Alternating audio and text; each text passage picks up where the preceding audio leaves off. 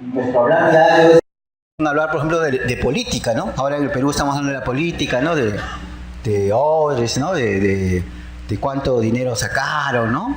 Y estamos pendientes de esa situación. O quizás estamos pendientes también de la situación política a nivel de otros países, ¿no? De Venezuela, ¿no? De la ayuda humanitaria que no llegó todavía y que va a llegar, ¿no? O quizás estamos muy al tanto de otras cosas, como de repente no solamente la política, sino también las ciencias, ¿no? Los últimos descubrimientos, la salud, ¿no? La salud también, ¿no? Que ahora ahora viene la época escolar, ¿no? Está hablando que si van con uniforme, sin uniforme, ¿no? Porque el calor, que mejor que empiece en abril, ¿no? Como antes, ¿no? Porque en marzo es mucho calor, ¿no? O si no hablamos de deportes, ¿no? Deportes, ¿no? Hoy hay un partido importante, ¿no? Y ya otros partidos, entonces... o si no hablamos de la novela, ¿sí o no? La novela, ¿no? De la novela, cómo quedó el capítulo último de la novela tal, ¿no? Y estamos muy pendientes a eso, quizás. O quizás estamos pendientes de las situaciones del comentario del día, ¿no? De la moda, ¿no? De todas aquellas cosas. Y creo que está bien que el cristiano pueda saber todo eso y pueda opinar. Está muy bien. Pero, también hablamos acerca del Hijo de Dios? En esta semana que ha pasado, ¿a quién le has hablado de Dios? A tu espejo nomás, ¿no? Pórtate bien, ¿no? Porque Dios, ¿no? ¿A cuántas personas le hemos hablado de Cristo en esta última semana? ¿Hemos sido mudos cristianos? ¿O realmente hemos sido personas locuaces, ¿no? Que hablan de Cristo. Uno habla de lo que más le impacta, ¿sí o no? ¿No? Cuando usted ve un accidente, ¿no? Y usted ha sido el testigo de ese accidente, lo tiene en su cabeza y cuando alguien le pregunta ¿qué pasó? Y le dice con detalles lo que ha pasado del accidente, ¿no? Pasó esto, ¿no? El carro chocó, ¿no? Se volcó, la persona salió volando, ¿no? Su rostro quedó casi en la tierra, ¿no? Y la gente se remolinó, vino la policía, y cada detalle, ¿no? Y eso queda en su cabeza. Cuando hay algo que te impacta, a cualquier noticia, sea buena o sea mala, tú la vas a tener siempre como un comentario de ese día o de cualquier momento de tu tiempo.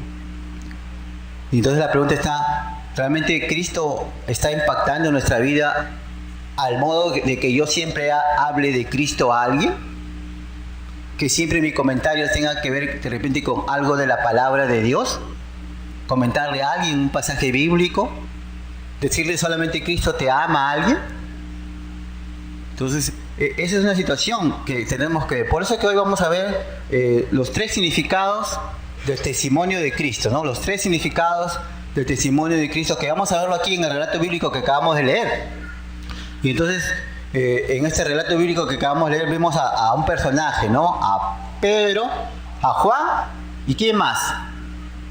Y un cojo, ¿no? Un cojo que dice que su única tarea del versículo 1 al 11 habla de este cojo que era una persona que lo traían siempre, dice, al pórtico de Salomón, o sea, era como una entrada al templo, y lo colocaban ahí. Lo único que este cojo sabía hacer era estirar la mano y decir, ayuda, ¿no? Ayuda, dame algo, ¿no? Y es interesante que el cojo no estaba esperando nada de los apóstoles, ni de Pedro, ni de Juan, ¿no? Y entonces Pedro le dice la famosa frase, no tengo oro ni plata, ¿no? Como buen cristiano estaba misio, pero no tenía nada, ¿no? No tengo oro ni plata, no tengo nada para darte, ni alimento, nada, ¿no? Pero le dio algo más importante, le dio la salvación. Porque dijo, en el nombre de Dios Jesucristo, levántate. Y dice que el cojo inmediatamente se levantó, ¿no? O sea, este cojo no esperaba ver la presencia de Dios en su vida. Él estaba limitado a estirar la mano y que algo caiga, ¿no? Algo debe caer. Pero Dios tenía otro plan. Y el plan era que este cojo iba a hacer una revolución dentro del ámbito de los judíos. Iba a ser un testimonio vivo y real de Dios. Y entonces, la primera, en esta situación que se ve es que siempre el testimonio, ¿no? ¿Qué cosa es un testimonio? Es una prueba cierta de un hecho, ¿no? y el testimonio es una aseveración de algo, ¿no? Es una certeza de algo que se ve también. Y el testimonio tiene que estar muy ligado a los testigos. No hay testimonio sin testigos. Y entonces el principal testigo de lo que Dios está haciendo son los apóstoles en ese tiempo, ¿no? Ya pasó Pentecostés, ellos han salido a hablar de Cristo con el poder del Espíritu Santo y se topan con esta situación, ¿no? Y entonces lo primero que se va a ver ahí en la primera frase es el testimonio del obrar de Cristo, ¿no? Hermano, Cristo en esos momentos era una persona que era recordada por muchos judíos. Hace poco ya lo habían crucificado, hace poco había estado con ellos, pero ahora Cristo ha resucitado, ¿no? Y por eso que una de las cosas que hay que ver siempre es que la palabra dice que en 1 Corintios 15:20 dice: mas ahora Cristo ha resucitado de los muertos, primicia de los que durmieron es hecho, porque con cuanto la muerte entró por un hombre, también por un hombre la resurrección de los muertos. Entonces ahí estaba Pedro y Juan declarando a la gente que este Jesús que había estado con ellos, que había nacido, estado con ellos, y que había sido entregado, que había sido muerto, que había sido crucificado, luego sepultado, y 3 días después había resucitado. Y entonces él está afirmando dos cosas claras en eso, ¿no? Dos cosas claras que el apóstol Pedro está tratando de decir, ¿no? Que Cristo había resucitado, ¿no? Y que realmente estaba vivo y estaba obrando en las personas. Y este Cristo es el Cristo que ellos habían visto, ¿no? Ese Cristo era el Cristo que había sido anunciado, que había sido proclamado. Ese era el Cristo que había sido resucitado. Y entonces la gente está tratando de continuar con esta idea, ¿no? Que el Cristo resucitado estaba con ellos, ¿no? Pero también está que Cristo obra milagros, ¿no? Y el mayor milagro era este cojo, porque todo el mundo lo conocía al cojo. Lo conocía como el cojo de la puerta, quizás. Y decía: oye, este cojo ahora está caminando. ¿Qué pasó? Y entonces uno puede pensar, ¿realmente Dios sigue obrando milagros en esta época? ¿Usted cree que Dios sigue obrando milagros? Amén. ¿Cuántos han tenido alguna vez un milagro del Señor en su vida? Creo que muchos. Pero ¿saben cuál es el mayor milagro de Cristo? Tu vida cambiada. Ese es el mayor milagro, el cambio de vida. ¿Saben ustedes que los creyentes son los únicos que podemos cambiar? Porque tenemos una nueva naturaleza en Cristo. El no creyente, el que no conoce a Cristo, por más que se esfuerce, por más terapias que haga, no va a cambiar. El creyente sí puede cambiar, porque tenemos al Espíritu Santo en nuestra vida, porque tenemos una nueva criatura en Cristo. Entonces Dios sigue obrando milagros en nuestra vida. Y a veces Dios sí responde oraciones, ¿no? De sanidad, de necesidades. Y entonces ahí está Pedro, ¿no? Dando el testimonio del obrar de Cristo. Está diciendo: mire, Cristo ha resucitado. Cristo ha resucitado realmente, como Él lo dijo. Y más aún, estuvo con los apóstoles. Estuvo con ellos. Antes de ascender estuvo con ellos. Y ellos comieron con Él, estuvieron con Él. Es decir, ellos están diciendo: miren, realmente Cristo vive. Ha resucitado y está obrando. Ha hecho este milagro. Y creo que es algo que realmente este auditorio lo pensaría, ¿no? Lo pensaría porque este auditorio había sido el auditorio que había realmente rechazado a Cristo. Este auditorio había sido, estos judíos habían sido los que realmente habían condenado a Jesús. Como cuenta el relato, ¿no? Dice que ellos rechazaron a Cristo para optar por un homicida, ¿no? Y Pilatos, que ya lo iba a soltar, no lo soltó porque el pueblo dijo: queremos otro personaje, ¿no? Queremos a Barrabás, ¿no? Y entonces estamos hablando de eso, que realmente Cristo realmente obra y sigue obrando, hermano. Este es un testimonio, porque realmente es algo que nosotros debemos siempre hablar de Cristo, porque Cristo es real, hermano. ¿Usted cree que Cristo es real? Cristo vive, es real. ¿Usted cree que Cristo está aquí, en ese lugar? ¿Y usted cree que Cristo quiere que usted siga hablando de Él o no? A otros. Pero ahí tiene que ver el impacto. ¿Cuánto Cristo ha impactado tu vida? Nosotros hablamos de lo que más nos ha impactado, de lo que más deseamos, de lo que más queremos, de lo que más apreciamos. Acabamos de cantar Este es mi deseo, ¿no? Amarte, servirte a ti. Es interesante, ¿no? Porque la canción relata la idea de esa expresión, ¿no? Íntima que tú quisieras, ¿no? Tener esa comunión, ese acercamiento con Cristo. Tenemos que tener igual, tenemos que hablar de Cristo. Porque Cristo vive, hermano. Es real. Y está aquí con nosotros. Estará con nosotros, dice, todos los días hasta el fin. Entonces es algo que como cristianos debemos dinamizar. Debemos dinamizar el hablar de Cristo a alguien. Porque realmente si Cristo ha impactado tu vida como ha impactado la mía, hablemos de Cristo. Hablemos de otros temas. Bien, genial. Pero que en esos temas también está incluido Cristo. Algo de Dios debes hablar siempre en la semana. Pero también está el testimonio proclamado de Cristo, ¿no? Ahí estaba Pedro con la audiencia, ¿no? Que aprovechó la oportunidad para hablar acerca de Jesús con claridad, ¿no? Y presentó el mensaje, ¿no? ¿Quién es Jesús? ¿Cómo lo rechazaron? ¿Por qué fue el rechazo fatal? ¿Y qué necesitaban para cambiar de esa situación, ¿no? Las 4 cosas en esta proclamación, ¿no? ¿Quién era Jesús? Y él le relata exactamente que Jesús era la persona que Dios había enviado para ellos, para salvación. Habla de que el pueblo lo había rechazado, ¿no? Había rechazado a este justo. Y habla que la decisión fatal fue que él fue llevado a la cruz, ¿no? Pero también habla de la situación que cuando ya ellos vieran esta situación de volvieran a Cristo, ¿no? Se convirtieran de sus malos caminos. Esa es la idea, ¿no?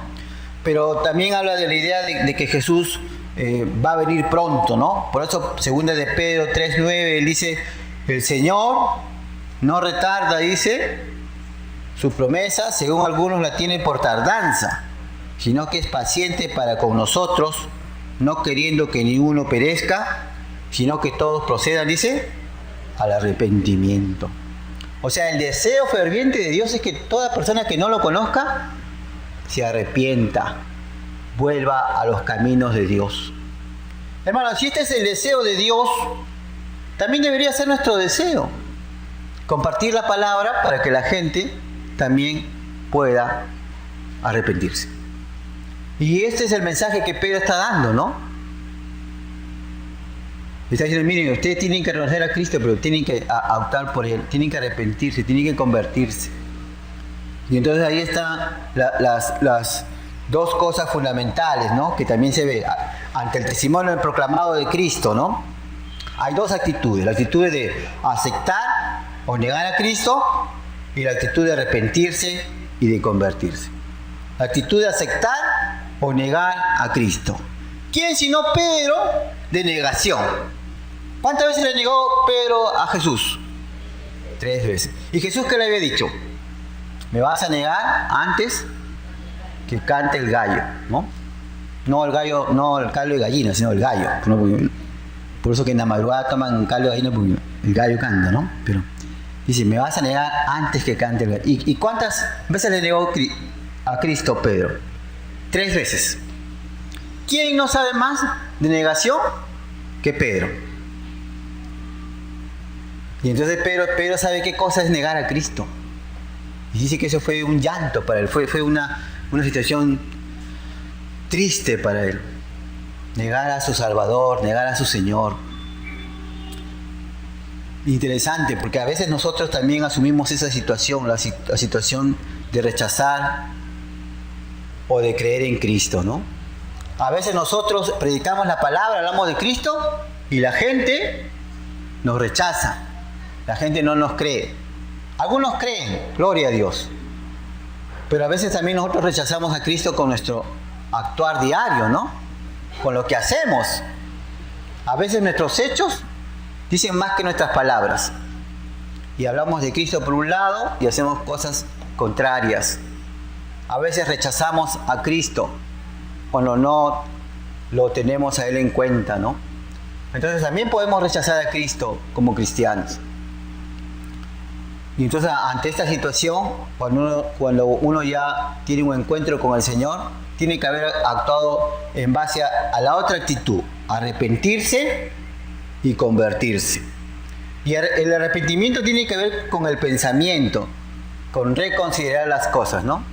El arrepentimiento es esa actitud interna, ¿no? De tú haber reflexionado que lo que estás haciendo no está bien. Cuando uno se arrepiente, considera que su vida no está yendo por el mejor camino.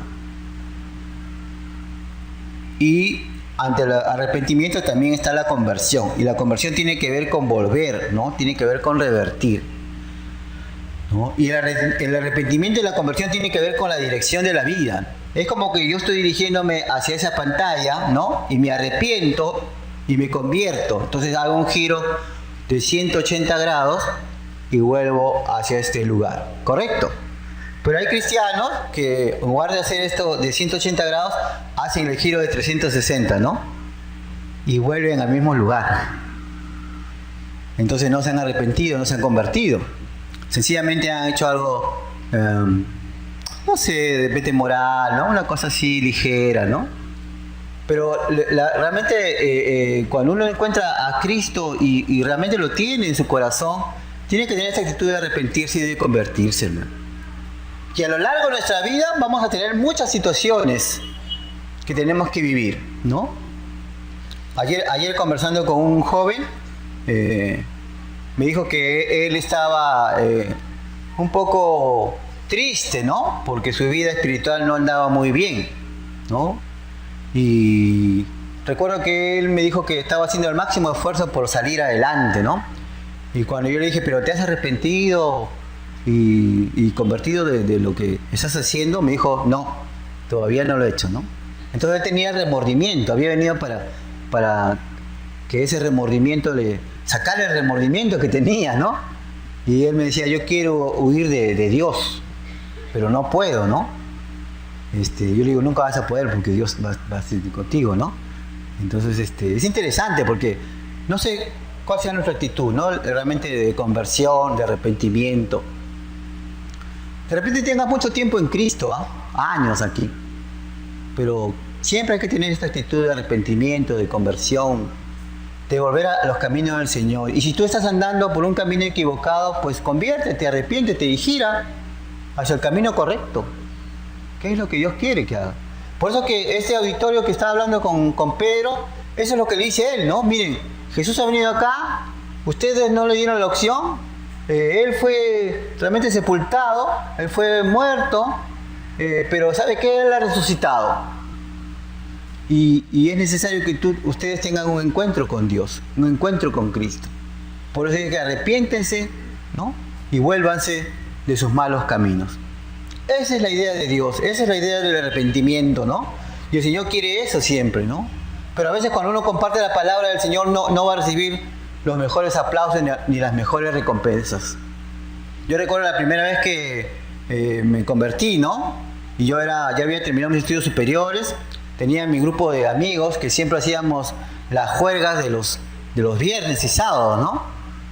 Éramos 10 chicos, entonces teníamos 10 lugares de ir siempre los sábados. Todos los meses estaban completos, ¿no? Y recuerdo que me tocó a mí el día de mi cumpleaños, ¿no? Llegó el día de mi cumpleaños y entonces yo sabía que iban a llegar mis amigos, ¿no? Mis amigos esos bravos, ¿no?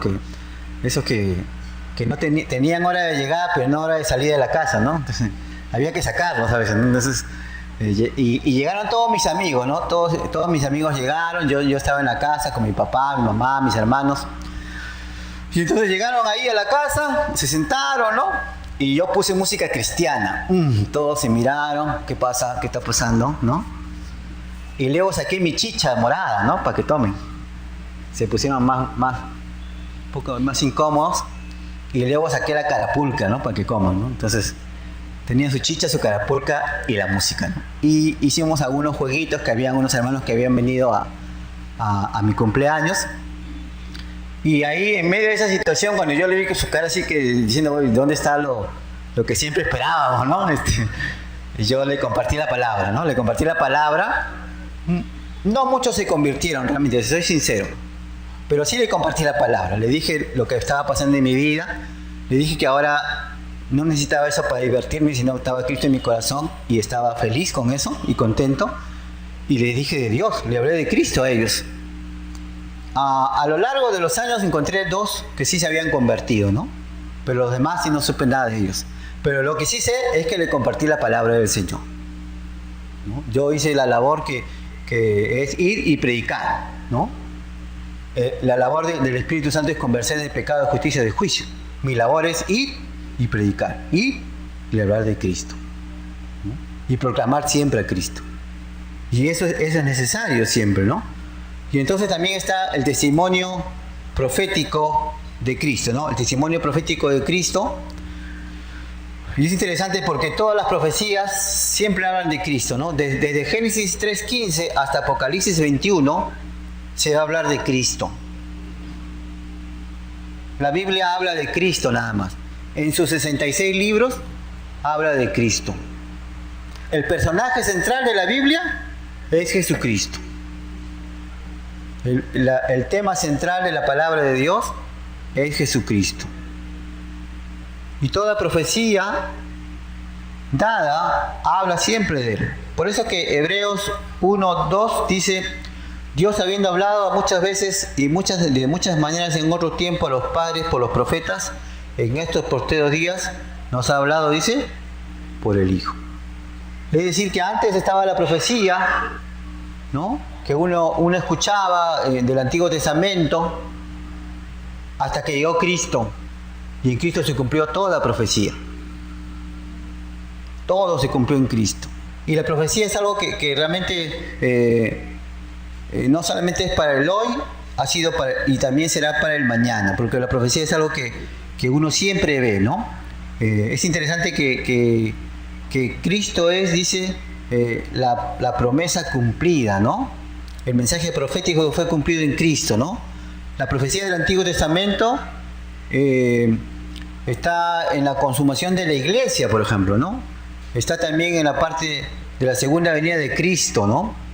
Y la profecía es para el hoy y para el mañana. Todo lo que va a acontecer está en la palabra de Dios. Por eso dice que el cielo y la tierra pasará, pero mis palabras no pasarán. Hermano, todo está en la Biblia. Y a veces nosotros nos sorprendemos, ¿no? La profecía de Nostradamus, ¿no? Ahora que ha subido el calentamiento global, ¿no? Que ya Lima está llegando a los 30 grados, ¿no? En otro lugar está menos 50 grados en Canadá, ¿no? La gente dice que los osos polares se han ido a Rusia, ¿no? No sé si se han ido por el mundial, pero se fueron a Rusia, ¿no? Entonces hay cambios climáticos y la gente se pone un poco así como sorprendida, ¿no? Hermano, todo eso está en la palabra del Señor. No te sorprendas. Toda profecía ha sido cumplida en Cristo y toda profecía tiene un marco bíblico. Que nadie te engañe. Que nadie te engañe diciendo, mira, yo tengo la última de la última, ¿no? Mira, Cristo viene mañana, así que prepárate. No, que nadie te engañe. Todo está en la palabra de Dios. Pero ¿sabes por qué a veces nos sorprende? Porque no conocemos la palabra de Dios. Si conociéramos la palabra de Dios, podríamos entender muchas de las cosas que está aconteciendo hoy en este tiempo. Y entonces, teniendo en cuenta que Cristo es la promesa cumplida, Dios había predispuesto a Jesús como el Mesías, como el que iba a venir. Aunque el pueblo judío estaba esperando otro tipo de Mesías, un revolucionario, un caudillo, pero Dios estaba colocando a Cristo como el Mesías revolucionario que iba a cambiar la vida espiritual de las personas. Esa es la mejor situación del obrar de Cristo en nuestra vida. Y está también la promesa de bendición, ¿no? La promesa de bendición, porque realmente hemos sido bendecidos con el obrar de Cristo, ¿no? Pero la mayor bendición que tenemos en Cristo es que Él nos ha dado la oportunidad de volvernos de nuestros malos caminos, ¿no? De inmoralidad, de la perversidad, de la iniquidad. Eso es lo que la mejor bendición, la oportunidad de volvernos de nuestros malos caminos. Eso es lo que le está diciendo Pedro a este auditorio judío. Cristo ha venido para que ustedes se den cuenta de que están yendo mal. Vuélvanse de sus malos caminos y reciban la bendición de Dios, la bendición de la promesa de Dios, ¿no? Y por ejemplo, ¿qué bendición hemos recibido con la promesa de la salvación de Dios, ¿no?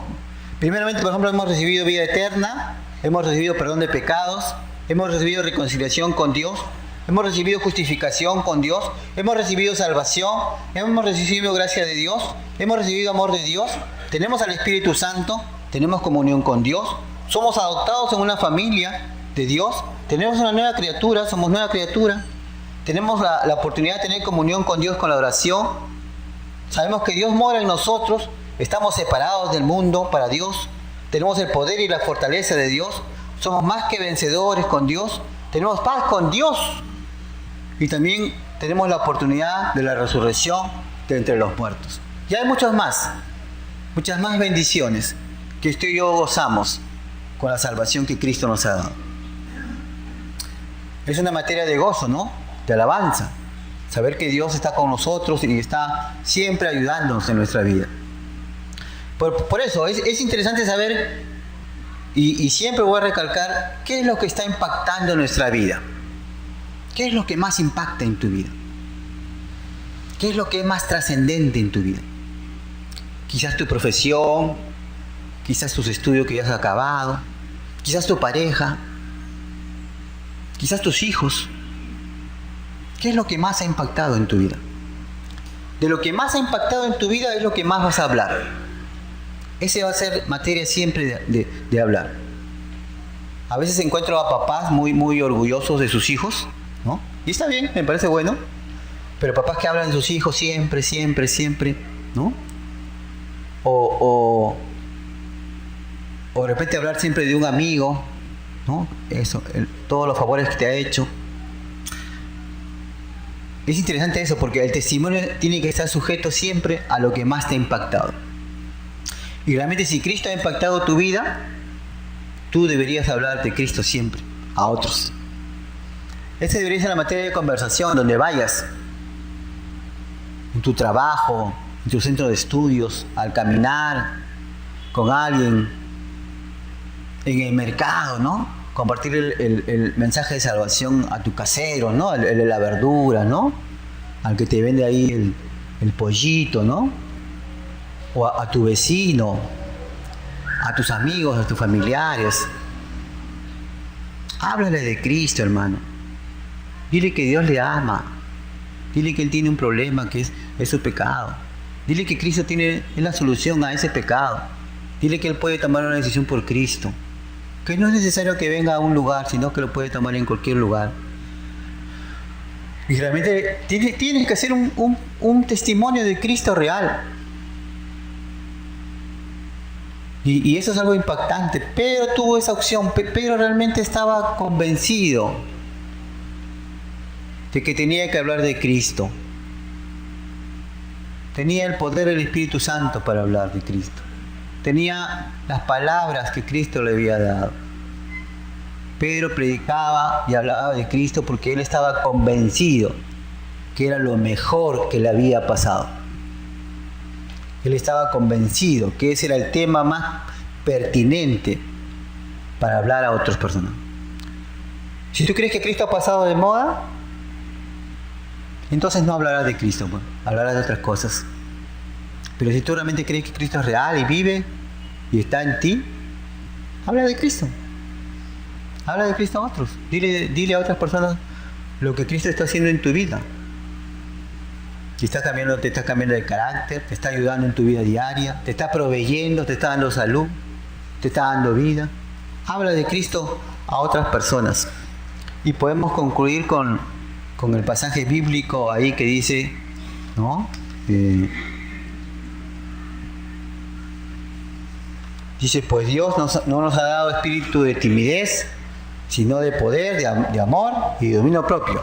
Así que no te avergüences de dar testimonio de nuestro Señor, dice, ni tampoco de mí, que por su causa soy prisionero. Al contrario, tú también, con el poder de Dios, debes soportar sufrimientos por el Evangelio, ¿no? Debemos orar como Pedro, ¿no? Para aprovechar las oportunidades de hablar de Cristo. Miren, ese cojo que era un cojo que nadie daba nada por él, a la hora que realmente es sanado, Pedro aprovecha esa oportunidad para hablar de Cristo. Nosotros también podemos hablar de Cristo, aprovechando las oportunidades que Dios nos da. Hay que orar por esa opción, ¿no? Y el testimonio real de Cristo del Evangelio es algo que confronta, ¿no? Y restaura, ¿no? Tenemos que confrontar a la gente con Cristo.